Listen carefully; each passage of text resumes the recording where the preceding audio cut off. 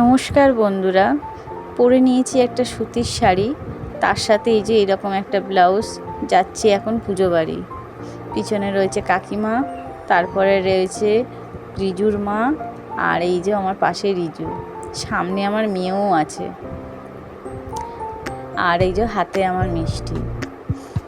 তো সামনেই গলিতে আমাদের পুজোটা হচ্ছে, যে বাড়িতে যাচ্ছি।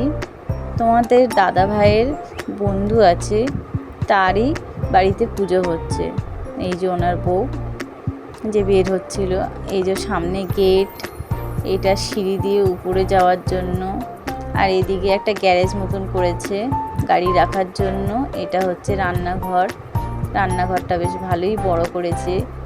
এইদিকে একটা রুম, আর একটা রুমে তো পুজো হচ্ছে।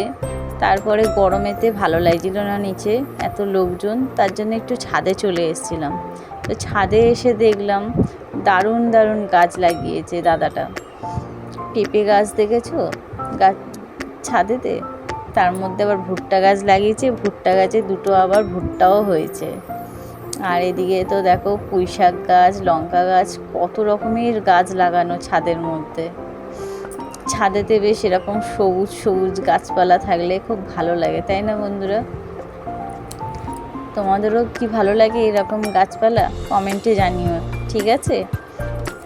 আর এখন তো একটু হাওয়া খাওয়ার জন্য ছাদেতে চলে এসেছি।